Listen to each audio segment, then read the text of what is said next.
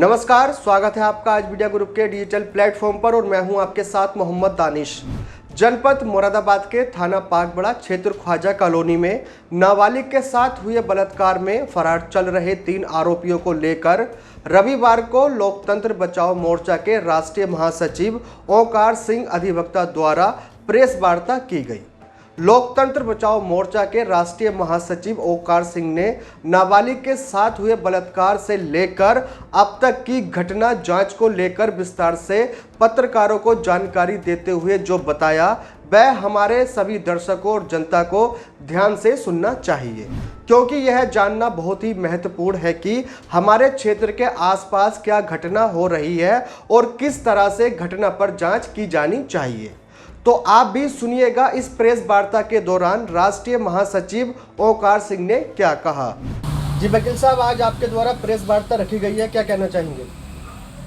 देखिए, लोकतंत्र बचाओ मोर्चा हमेशा गरीबों का, दबले कुचलों का की लड़ाई लड़ता रहा है और लड़ता रहेगा।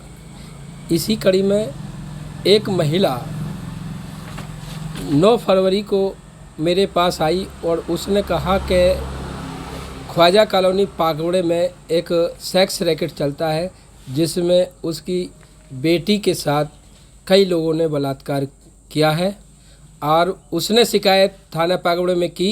तो थाना पाकबड़े में तैनात दरोगा मदन कुमार देव द्वारा उसको थाने में ही पिटवाया गया नदीम के द्वारा और फर्जी मुकदमे में फंसाने की धमकी दी थी। तो इसी उसमें वो डरी सहमी महिला अपनी पीड़ित बेटी के साथ मेरे पास आई थी। मैंने उसको, लोकतंत्र बचाओ मोर्चा ने उसको एक सामाजिक बुराई मानते हुए लोकतंत्र बचाओ मोर्चा के बैनर तले उसका संघर्ष किया था और उस दिनांक 10 फरवरी 2022 को जब पहले चरण का चुनाव होना था तब ये जो है उससे पहले एक धरना दिया गया था। तब कहीं जाकर थाना पाकबड़े में एक मुकदमा कायम हुआ जो धारा 376D 120B 504 506 IPC व पोक्सो एक्ट में दर्ज हुआ था। इसके बाद पुलिस अभियुक्तों से हमसाज हो गई थी। CO highway doctor Ganesh Kumar Gupta अभियुक्तों से हमसाज थे। उन्होंने इस मामले में फैसला कराने का दबाव बनाते हुए एक फर्जी घटना के आधार पर मुकदमा अपराध संख्या 71 थाना पाकबड़े 71/2022 थाना पाकबड़े में दर्ज कराया, जिसमें जो लोग मोर्चे के यहाँ धरने पे बैठे थे उनको जानबूझकर मुलजिम बनाया गया था ताकि ये मोर्चा जो है आंदोलन ना करे और पुलिस और मुलजिमान मुकदमे को समाप्त कर सके। लेकिन ये जो है आंदोलन जारी रहा, जिसमें दिनांक 12/3 को राजीव गिरफ्तार हुआ। 16/3 को नदीम ने आत्मसमर्पण किया। 22/3 को मुनासिब को गिरफ्तार किया गया और 28/3/2022 को फ़हीम को गिरफ्तार किया गया था। इसके बाद 3 मुलजिम बचते हैं, फैजवी, उस्मान उर्फ जीशान और गुलाम जिलानी। ये लोग इतने दबंग व धनाढ़ हैं कि पुलिस इनसे पूर्णतः हमसाज है। पुलिस ने जानबूझकर फैजवी जो सेक्स रैकेट की संचालिका है उसको गिरफ्तार नहीं किया और गुमराह करती रही पुलिस कि हमने उसको गिरफ्तारी वारंट ले लिया है, 82 ले लिया है, जबकि फैजवी खुलेआम घूम रही है। न्यायालय में पीड़िता व पीड़िता की मां पर दबाव बनाने के लिए फर्जी मुकदमा कंप्लेंट केस फाइल करती है और उसमें बयान करती है और गवाहों के बयान आके करा रही है। पुलिस कहती है कि साहब वो फरार है। कहाँ की फरार है जब अदालत में आ रही है वो। जब CO highway doctor Ganesh Gupta ने इस पर कोई कार्रवाई नहीं की तो एक विवेचना ट्रांसफ़र की एप्लीकेशन डीआईजी साहब के यहाँ दी गई। डीआईजी साहब ने जानबूझकर इसको जो है विवेचना को दूर अफजलगढ़ की सीओ को भेजा ताकि यहाँ कोई हंगामा ना हो और ये जो है पुलिस और मुलजिम जो है इस मुकदमे को दबाते रहें, क्योंकि मुलजिम जो है बहुत बड़े धनाढ्य हैं। सेक्स रैकेट से उन्होंने अरबों की संपत्ति इकट्ठी की है, पेट्रोल पंप तक इनके जो है इसी से हुए हैं। तो सुनीता दाहिया जी जो अफजलगढ़ सीओ हैं, जिनके पास 1 महीने से ज़्यादा की विवेचना हो गई, आज तक उसने पीड़िता के बयान नहीं लिए और ना मौके पर गई। एक दिन धरना दिया गया, तब धरने के डर से सुनीता दाहिया जी आई, उसके बाद फिर नहीं आई।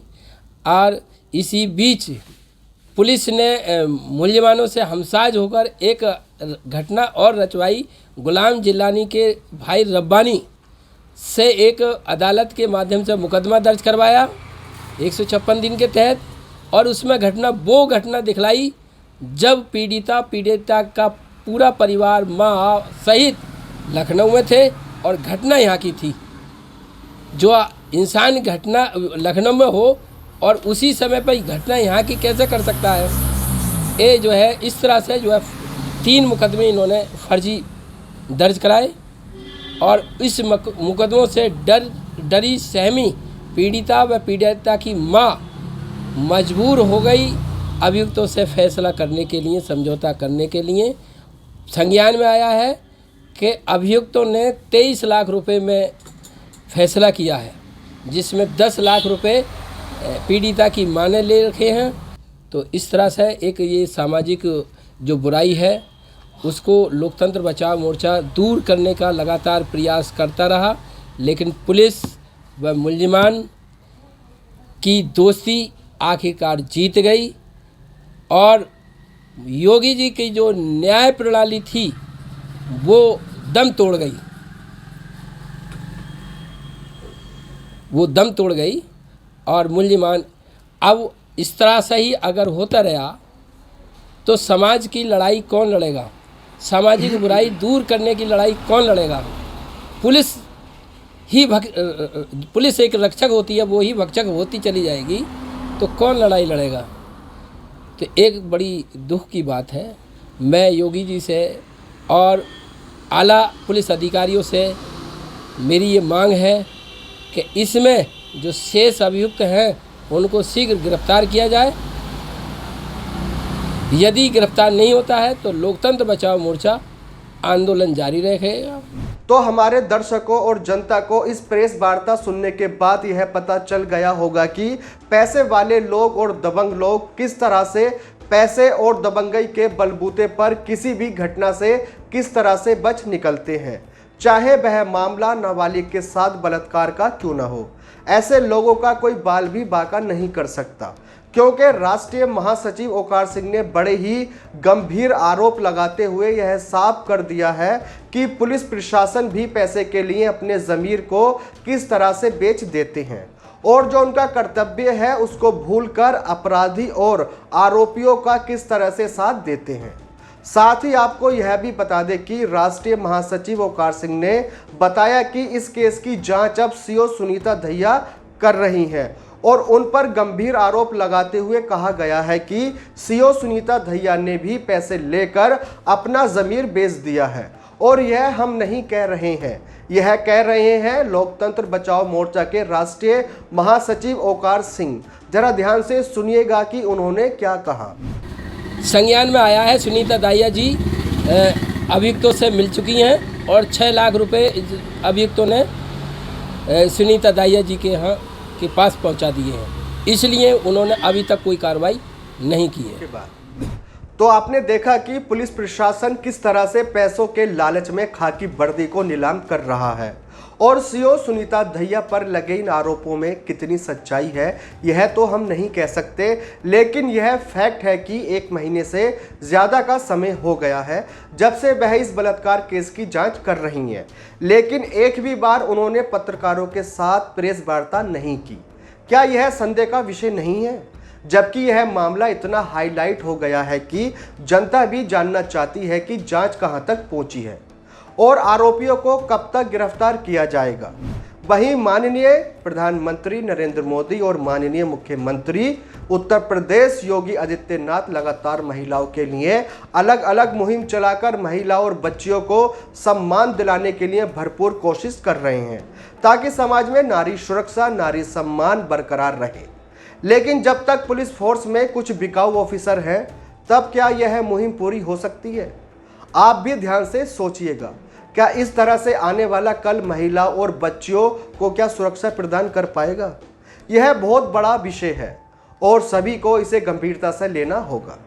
फिलहाल इस खबर में बस इतना ही। शहर और राज्य की हर छोटी और बड़ी खबर देखने के लिए जुड़े रहिए आज मीडिया ग्रुप के साथ। धन्यवाद।